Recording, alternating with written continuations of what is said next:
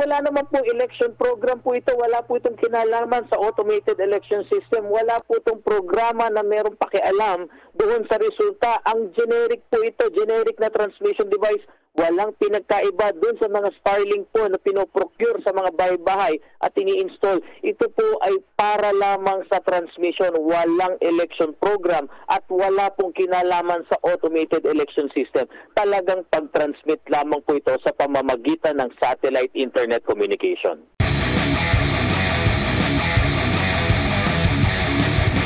Ano po ang kwento po nito, sir? Dahil meron pong mga natagpuan sa pamamagitan ng tip, no? Kung hindi yun nabigyan ng tip, hindi rin nyo malalaman. Pero mga Starlink ito na ginagamit or gagamitin po ninyo sa mga lugar, lalo na yung mga mahihina yung signal. Bakit po ito natagpuan sa residential area daw po? Opo, tama po. Ito po ay talagang mga Starlink units lang, yung accompanying battery niya at solar panels na nagcha-charge nga po ng mga baterya just in case magkaroon po ng power outage. Simple lamang po ang paliwanag po dito. Ito po ay forward staging area lamang ng ating provider ng Secure Electronic Transmission Services. Ito po ay kanilang cargo. Ang kanila pong obligasyon under po dun sa kontrata nila, hindi po kasama na mag-provide ng hubs. Ngunit ang kanilang obligasyon, mag-provide ng transmission services sa lahat ng paaralan, lahat ng presinto, lahat ng canvassing centers. Hindi nga po namin ini-specify kung talagang Starlink o bilang ng Starlink ang kailangan namin, kundi po yung kanilang serbisyo. So sa pamamagitan po nito, sila ang nagdala, sila ang deploy. Kumbaga po, ang sabi ni Chairman Garcia, wala kaming pakialam kung paano nyo dadali niyan, gaano karaming gamit. Basta ang importante, pagdating ng halalan, makapagtatransmit ang lahat ng ACM, pati na rin yung ating mga consolidation and canvassing machines. So wala kayong obligasyon po doon kung paano ang pag-handling nito, sir? Wala po doon sa kasulatan, sa kontrata na dapat ito pong mga gamit ninyo ay ganito, ganito, ganyan. May mga criteria or dapat na sundin sila. Wala pong ganon. Wala po. Bagamat may listahan po kami. Ito naman po i-disclose sa amin yung mga lugar na pagdadala nila. Walang obligasyon sila sa amin na mag-provide talaga ng hubs. Dahil ultimately, ang kanila pong i-deliver sa amin ay transmission services. Hindi nga po namin pinakialaman kung ilan yung Starlink nila. Basta kung gaano karami man yan, sufisyente dapat na makapagpadala ng transmission ng lahat ng presinto. Isa pa po na requirement sa kanila, dapat po ilang araw bago maghalalan ay naka-install na yung mga Starlink na yan. So batay sa kanilang report, in fact maaga nga po nilang dinala ito dahil ang original po nilang deployment papunta sa mga canvassing centers at polling places ay April 15. Ayaw lang po nilang mahuli, ayaw nilang magkaroon ng delay, kaya maagang nandyan, naka-forward staging na po yan, nang sa gayon, maaga rin sila makapagkable. Tandaan nyo po kasi Starlink ito, kailangan iakyat sa bundok, kailangan humanap ng power source, kailangan ikable pababa doon sa mga kwarto na mangangailangan po nito. Opo, kasi ang kanila pong pangamba, dahil gagamitin ito sa eleksyon, bakit nakatambak lang dito? Hindi po ba ito delikado for tampering considering nasa residential area po, Attorney Rex? Kumbaga yun yung parang tingin ng ating mga kababayan. Hindi po. Kasi wala naman po election program po ito. Wala po itong kinalaman sa automated election system. Wala po itong programa na merong pakialam doon sa resulta. Ang generic po ito, generic na transmission device. Walang pinagkaiba doon sa mga Starlink po na pinoprocure sa mga bahay-bahay at ini-install. Ito po ay para lamang sa transmission. Walang election program at wala pong kinalaman sa automated election system. Talagang pag-transmit lamang po ito sa pamamagitan ng satellite internet communication. Opo, and matapos po ito, sir, wala po bang mga adjustment na gagawin ang both ang contractor po at kayo po dito para mawala yung agam-agam ng ating mga kababayan po?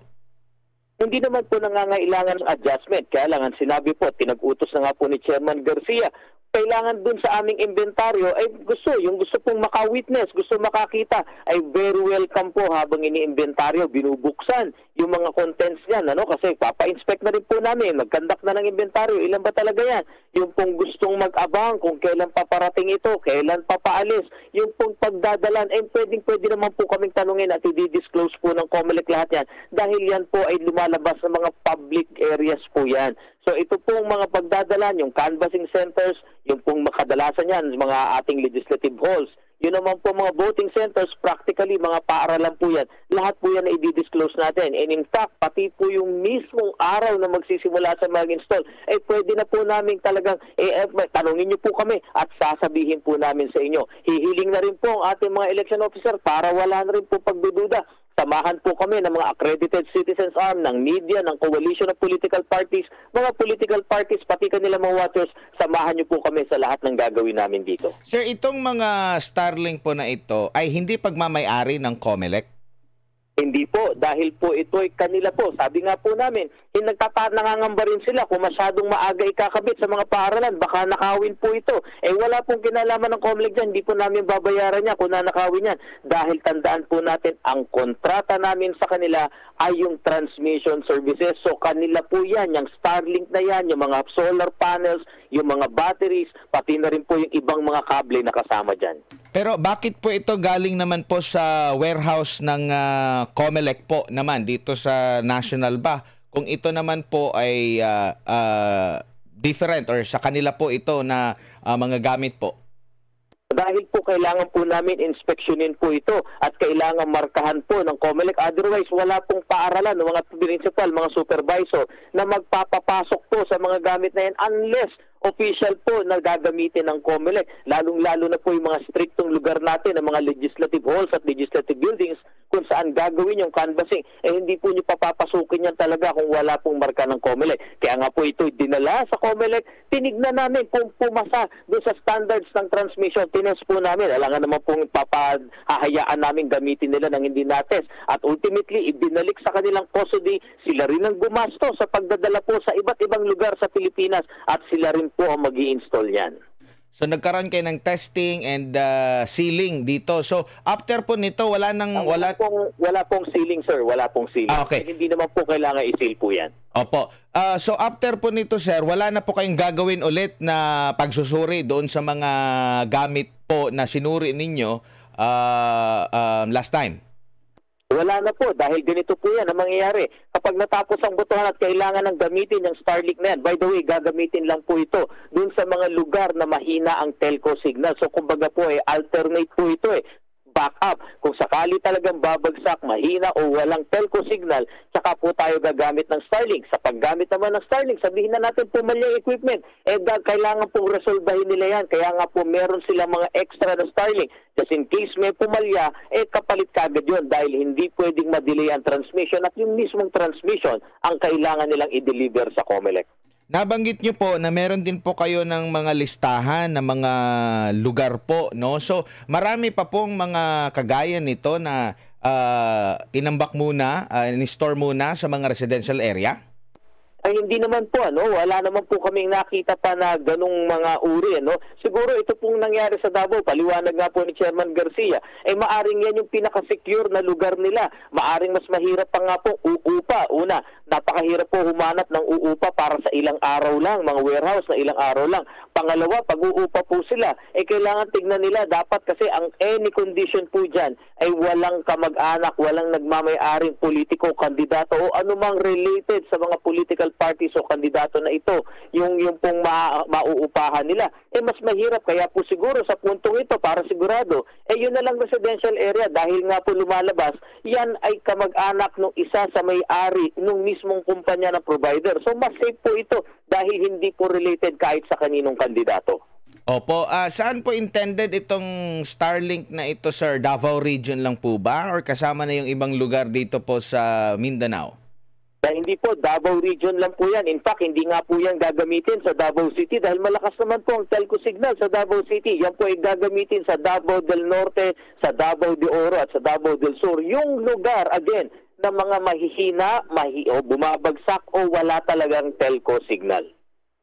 And kahit na sa pag-transfer nito, sir, wala din pong yung parang SOP na dapat bantay-bantay ng pulis, dapat mayroon ding representative ang COMELEC at kung ano-ano pa. Alam alam niyo po, wala po kaming dapat bantayan dyan dahil hindi naman po election equipment yan. Hindi po yan sensitive election equipment in the first place. Kung sakali man po sa pagtatransport nila, mawala po yan. Wala po kaming obligasyon dyan dahil sa kanila po lahat yan, pag-aari nila. Again, ang kinakailangan po namin sa kanila ay ma-deliver yung transmission. At ulitin po namin muli, generic po yan na Starlink, katulad lang ng mga ikinakabit sa mga bahay-bahay na nagsasubscribe sa Starlink. Opo. And sir, sa kasalukuyan po, nasaan na tayo sa preparation, sa deployment ng yung mga ano po ba, yung mga machines, yung ACM ay naka-deploy na po ba ito, sir? Nagsimula na po ang deployment ng ACM doon po sa ating mga hubs. Ito po, this time, dalawa ang hubs na binabantayan ng COMELEC kung saan meron pong notice, pati mga political parties, mga PP Serviet, NAMFREL, at lalong-lalo na po katuwang ang PNP. Una, yung pong deployment partner ng COMELEC, yung F2 Logistics, kung saan pansamantalang ilalagak doon sa kanilang mga warehouse. One, requirement po talaga warehouse. In-inspect po yan ng COMELEC. Bantay sarado ng tao ng COMELEC, pati na rin ng PNP at AAP dahil obligado po silang mag-provide ng warehouse. Pangalawa, yung pong ating tinatawag na MIRO, yung pong mga ACM, obligado rin po silang mag-provide ng repair and technical hubs. Parang practically, mga either opisina po ito, warehouse din. Yan, deliverables po nila yan. At ito po, bantay din ng COMELEC, bantay ng AAP, bantay ng PNP. Pwedeng maglagay ng watchers, may notice po sa mga political parties at coalitions. So pagdating po dito, nauna na pong i-deploy mula po nung madaling araw ng April 4, dyan po sa BARM, pati na rin po dyan sa Caraga at sa Batanes. Nauna po yan dahil laging ganun ang deployment plan. Kung anong malalayo, siya yung mauna. Pangalawa pa po siguro na nais namin banggitin dito, may kumalat na balita dahil daw may box, may COMELEC, may itim. Balota daw po yan nakuha dito. Ang balota po ay i-deploy pa lang simula April 22. At hindi po yan dadalhin sa hubs ng kung sino-sino. Diretso po yan sa ating mga tanggapan ng municipal at city treasurer dahil ayon sa batas, sila po ang may custody ng balota at sila po ang magdidistribute ng balota sa mga members ng electoral boards. Sir, yung nabanggit nyo po ng mga ACM, yun lang yung may SOP kung ano po, sino po yung mag-handle at saan siya ibabagsak. Unlike dito sa mga Starlink na ito. Tama po kayo. Ano ang pagkakaiba? Yung pong ACM, may programa po dyan ng eleksyon. Nandyan po yung tinatawag nating trusted build na kailangan naming bantayan. Yan po ay election equipment talaga. Ang Starlink, walang election program, hindi election equipment dahil ito'y generic na transmission device. Pero di po ba nabanggit nyo rin na kung malakas naman yung signal kahit may Starlink, pwede namang hindi gamitin yung Starlink doon? Pwedeng ano lang siya, naka-standby lang siya. Opo, ang mangyayari po niyan kasi hindi po magde-deploy ng Starlink sa lugar na alam natin po na na-survey na malakas ang signal. Sayang naman po yung pagpupuntahan pa doon, hindi naman kailangan. So ito po ay ilalagay doon sa lugar na alam natin minsan bumabagsak, minsan mahina o talagang walang telco signal. So, Sir, hindi po lahat ng lugar ay may Starlink. Opo. Doon sa mga na-determine nyo na ng mga lugar, diretso na ba Starlink agad yung gagamitin sa pag-transmit? Hindi na susubukan yung SIM? Once na ano ninyo na dito talaga mahina yung signal, diretso na kayo sa Starlink? Tama po yan. Dahil nga po yan ay sinusurvey na po ng ating provider bago po sila kasi mag-conduct ng bidding. At after mag-conduct ng bidding, sinurvey po talaga saang mga lugar yung pwede yung ating mga telcos, yung Globe, yung Smart, yung dito. Saang lugar either mahina sila o hindi talaga kaya o bumabagsak o talagang walang signal. Doon po, yung magpo-provide na. Alam niyo po, walang pinagkaiba po yung Starlink doon sa dineploy natin dati na mga nadidinig nyo. VSAT, yung Bigan, ganyan lang din po yan. Ito po ay nananatiling pag-aari ng provider dahil ang babayaran namin, transmission services, hindi equipment. Sir, may iba lang po ako dahil meron po kayong inilabas na mga tawag nito, show cause order sa ilang mga kandidato. Ano po yung dahilan nito, sir? Ito po ay paglabag sa COMELEC Resolution 11116 o yung anti-bullying, anti-discrimination at anti-harassment na resolution ng COMELEC. Yung una po dun sa isang congressional candidate dyan sa Pasig City kung saan meron po siyang sexist remark patungkol sa pagsiping ng solo parents kapag nalulungkot. Alam niyo po ito, kikita namin po ito na ito'y gender-based harassment at discrimination against women. Doon din po naman sa gubernatorial candidate, dyan po sa isang parte ng Mindanao, yung patungkol sa nurses, ito po ay nakita rin namin na either po gender-based harassment at discrimination against women. May pangalawang pahayag pa na maaring discrimination against religion, race, or creed. Yung ikatlo naman po, kapapadala lang din namin sa isang gobernador kong candidate dyan po sa Southern Luzon na nagbanggit naman po na yung isang kalaban niya ay laos o natatakot doon sa magagandang artista at nabanggit pa, parang nabanggit pa pong hipo doon ng mga salita. Ito rin po ay nakikita namin gender-based harassment, discrimination dahil sa edad at iba pa. So sila pong tatlo ay napadala na ng show cause orders. Yung pong nauna, inaasahan namin na hanggang alas 5 ng hapon makapagsumite siya ng kanyang explanation at tugon doon sa show cause order. Alam natin, sir, na yung mga ganyan na mga bahagi ng speeches, parang ano na yan parang kabilang na doon sa mga usual talaga na naririnig, yung mga siraan, punahan, batuhan ng mga putik. Kailan po nag-umpisa itong mga ganito na medyo mas stricto tayo sa mga lumalabas sa bibig sa mga kandidato, lalo na during kampanya po? Nako, on the contrary po, hindi namin tinitignan ito na usual. Ito po yung highly unusual. Hindi naman po itong normal na gawain ng mga kandidato. Bakit? Whether halalan, whether kampanyahan, may mga batas sa umiiral. Ang Resolution 111-116 po ay hindi nagpatupad ng bagong batas. Umiiral na batas po yan. Magna Carta for Women. Yung pong ating Violence Against Women and Children. Yung Magna Carta for PWDs, Indigenous People's Rights, Safe Spaces Act at iba pa. Yan po ay umiiral na batas. Nagkataon lang po na talaga ito'y naispatupad ng COMELEC ng mahigpit dahil nakita namin maaring ipang-exploit o ipang-haras, ipang-bully, pang-discriminate. Kaya nga po lumabas ang Resolution 11-116. So yan po yun, hindi po ito pagpapatupad ng bago, ngunit pagpapag-reinforce ng mga bagay na ng hindi magamit sa kampanyahan. Hanggang saan na lang po kaya yung dapat na sabihin ng mga politiko, sir, na mahilig din sa mga ganyan? Kasi di maiwasan, meron din mga nagbabanggit. Halimbawa, matagal ka na dyan, magbibigay siya ng komento, matagal na kayo dyan sa nagpakasasal lang kayo sa pera ng bayan. Yun ba ay parte ng kukwestiyonin nyo rin pag sinasabing may mga nakawan na dyan, wala kayong naibigay ng mga proyekto, ganito, ganyan. Papasok po ba yan na bullying? Hindi po, magkaiba po. Yung thrust po ng Resolution 11-116 ay laban sa bullying, discrimination at sa harassment. Iba naman po yung nabanggit po ninyo. Ito po ay pagbibigay ng statement laban talaga sa kandidato. Bahala na po yung kandidato makipaglabanan tungkol sa facts dyan. Maaari nilang gamitin yung mga batas na umiiral laban sa libelo, Cybercrime Prevention Act, merong cyber libel o iba pang untruthful statements. Iba po ito dun sa thrust ng Resolution 11-116 na ang tinitigilan, discrimination, bullying at harassment.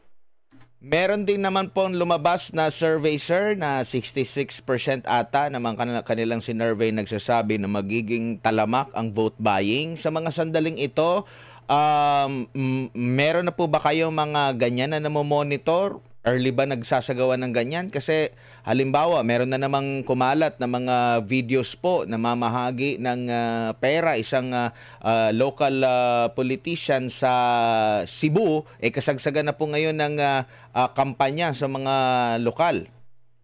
Alam niyo po, on top of the situation po, ang Committee on Contrabigay ni Commissioner Ernesto Ferdinand T. Maceda Jr.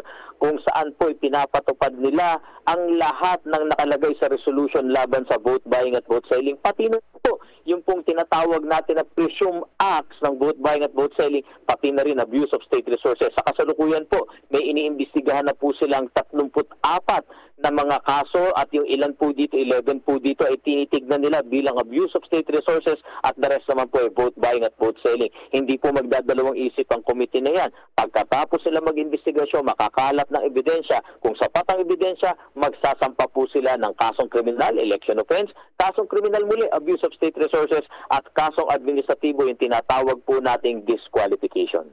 Opo, dito naman po sa issue ng pagsira ng mga election paraphernalias po, attorney, election materials, kasi yung post ko po nag-viral matapos po yung isang lalaki ang talagang pinagsisira yung poster po ni Pastor Apollo C. Quiboloy. Ano po ba yung patakaran na nakakasaklaw dito at may kakaharapin po ba? Pwede po bang makulong, makasuhan ang sino mang gagawa po nito dahil meron na po kaming mga na-monitor kahit nga disoras ng gabi, sinadya lang talaga para sirain yung kahit na nakakabit naman ito sa isang private property na pinagpaalaman na magkabit doon ng poster.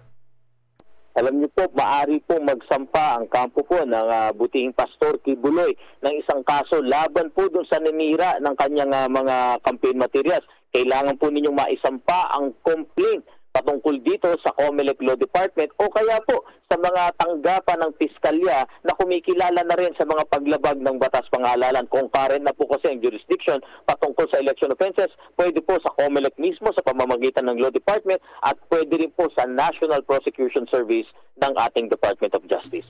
Kaya ba ang citizen's arrest niyan? Halimbawa, naaktuhan mismo attorney na nagpunit, nagsira ng isang poster, nakita ng mga supporter mismo ng isang kandidato? Alam niyo po, may pahayag si Chairman Garcia patungkol dyan. Nandiyan naman po talaga ang citizen's arrest. Nandiyan naman po ang warrantless arrest. Kaya lang ang sinasabi nga po namin, at ito po ay sinunggundahan din ni Chairman Garcia, pati na rin po ni Chief PNP Marbil. Kung sakaling ito'y magdudulot pa ng kaguluhan, maaari magkaroon ng tensyon, sakitan, ipagbigay alam na lang po sa pulisya, hayaan niyo po makapag-file ng complaint, magkaroon ng pag-aaresto o kaya paghuli yung ating mga law enforcement officials and agencies kaysa naman po magdulot pa ng ibang tensyon doon sa pagitan po ninyo. Pinaka-importante, merong mag-document, makakuha ng ebidensya, merong testigo, merong magpapahayag at merong magbibigay ng salaysay para positively ma-identify yung gumawa ng paglabag at higit sa lahat po mapatunayan ano yung paglabag na naganap. Huli na lamang po, yung sa natin, botohan sa OFWs, mga overseas Filipinos, kailan po mag-uumpisa yung kanilang botohan? Ang alam natin, mas maaga sila. Tama po kayo, 30 days before the elections po dito sa ating bansa, kaya po sila ay magsisimulang bumoto ng April 13. Kaya nga po patuloy kaming nananawagan po sa ating mga kababayan na registered overseas voters, mag-enroll na po kayo, napakadali lang po. Nadinig ko po kanina bago ako pumasok, binabanggit ni Sir Admar, i-click nyo po yung link o kaya i-copy nyo, i-type nyo na lang po yung URL doon po sa aming Facebook, doon po sa aming website, nandun po yung URL, yung linya mismo na kukopyahin nyo o kaya i-scan nyo po yung QR code nang madala po kayo doon sa webpage ng enrollment. Napakadali lang po, ihanda lang po yung inyong government-issued ID tulad ng passport, Seaman's Book, pati na rin po yung UMID ID o kaya IBP ID o kaya yung PhilSys ID. Pag in-scan nyo po yun, makikita nyo, nakukuha ng sistema yung mga pangalan. Make sure lamang po, pag kayo ang nag-type ng pangalan, ay eksaktong kung paano nyo nailista ang pangalan nyo nung kayo nagparehistro. Iayos din po ang pagkuha ng larawan ninyo. Dapat walang tao sa likod. Dapat walang glare, wala nagre-reflect na sa ganyan makuha na maayos ang sistema yung 64 points ng facial biometrics ninyo. Doon sa pag-picture din po ng mga dokumento, make sure po na may proper lighting, walang anino at hindi rin mo po sobrang liwanag na parang kikinta ba't hindi makukuha impormasyon. Ganyan lamang po. Paalala doon sa mga nagsusubok mag-access dito sa Pilipinas, unfortunately po, naka-geolock ang webpage na yan. Hindi po ninyo pwedeng mag-enroll kung kayo nasa Pilipinas. Kailangan po nasa labas kayo ng Pilipinas. Ayan, siguro bilang panghuli, mensahe nyo po sa mga botante, ano pa bang mga dapat nilang alalahanin po, sir?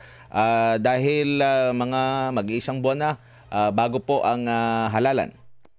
Paalala lang po sa ating mga kababayan, alam ko po marami nagsisirculate talaga. Minsan po tinitingin namin, nananadya na talaga, may troll farms, meron na pong grand design na palabasin na magulo ang halalan, meron dayaan. Alam niyo po, huwag niyo pong paniwalaan yan. Lahat ng sistemang ginamit, pina-certify, pina-examine, kasama natin ang iba't ibang ahensya ng pamahalaan, meron pang mula sa IT community, meron pang international certifier. Lahat ng ginawa po ng COMELEC ay public, naka-livestream, walang itinago. Kaya nga po, kaysa magduda po kayo, lumapit po po kayo sa COMELEC, magtanong po kayo at ibibigay namin ang impormasyon na kailangan ninyo publicly. Lapitan niyo rin ang mga kaibigan natin sa media dahil sila po nakakatunghay araw-araw ng ginagawa ng COMELEC at higit sa lahat po. Suriin natin yung mga kandidato. Yung mga kandidato po nanliligaw ng boto nyo na ngayon pa lang nang lalamang, hindi sumusunod sa batas. Pag-isipan nyo po, dapat ba silang iboto? Ultimately, sila po either tagagawa ng batas o tagapagpatupad ng batas. Ano namang serbisyong bibigay nila kung ngayon pa lang sila mismo ay lumalabag na sa batas. Isingit ko lang po, attorney, kasi meron din po palang yung sa biglang ginamit yung emergency text. Meron po ba siyang maaring kakaraping kaso? Ano po yung maging hakbang naman dito ng sa COMELEC ba or sa NTC? Kasi ito po yung emergency text po yung ginamit. Nandun pangalan ng politiko. Pareho po, tandaan po natin ang Department of Information and Communication Technology at ang National Telecommunications Commission ay pareho na pong deputized ng COMELEC for election functions at election duties. Kaya nga po yung ganitong bagay ay maire-refer sa NTC, matrace kung totoo ba. Kasi mahirap naman po mapagbintangan ng COMELEC isang kandidato, baka mamaya sinadya lang. Hindi naman pala sa kanya nang galing, ngunit sinadya para po ma-attribute sa kanya. Simple lamang po ang bagay nito. Una, ang paggamit po ng mga text gas machines ay highly regulated. Pinagbabawal nga po sa walang lisensya dahil po ito lamang para sa mga emergency. Ikalawa, yung pong paggamit niyan, kung sakali mong walang pahintulot talaga, ay tituring po natin na unlawful campaign material. Wala doon sa mga itinakda ng batas na papahintulutan. At ikatlo, kung ito'y pag-aari ng pamahalaan at ginamit para sa pansariling interes, ituturing po natin itong election offense ng abuse of state resources. Maraming salamat po, attorney, sa inyong oras at panahon. Sa ulitin po, ingat po kayo. Maraming salamat po. Mabuhay po kayo. Si Attorney Rex Laudianco, tagapagsalita ng COMELEC.